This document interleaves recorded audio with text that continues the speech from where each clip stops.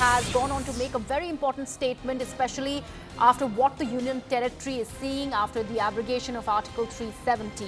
He goes on to say that children in schools now know which flag they have to draw. He also goes on to say that he feels that the valley and the Jammu area is moving towards peace and prosperity, and he further goes on to state that we had concentrated in the southern Kashmir area and Poonch district. The areas that were left were the areas that are now being focused upon by the adversary. And the army also goes on to mention as to how they've changed their posture at the moment and how they're putting their efforts and they're going all out to control the security apparatus in Jammu and Kashmir.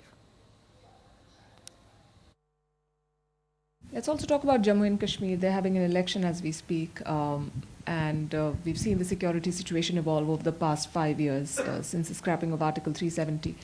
How do you describe things at the moment? And we've also seen that in the past, terror attacks were concentrated in Kashmir, but now there's a new wave of attacks in Jammu. What explains this shift? So before I come to present situation, I must quote August 2019, what happened, you all are well aware.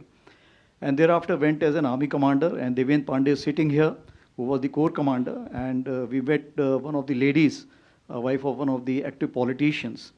And she said, after this abrogation of Article 370, at least my children know when the principal tells that please draw the flag of the country when you come back tomorrow, during the Independence Day. As you are aware, the two countries have Independence Day one day after the other.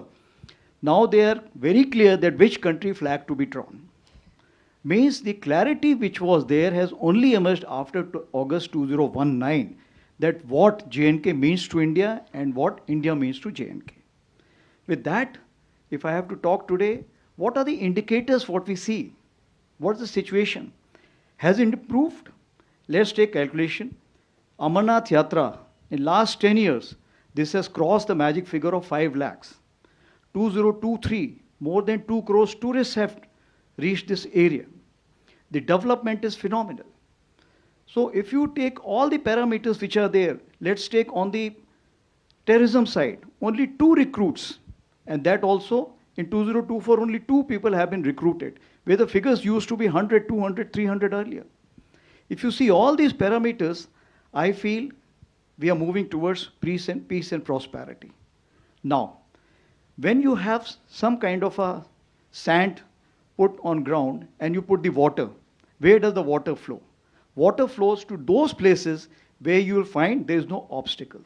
So what we had done, we had concentrated on southern Kashmir most of the time.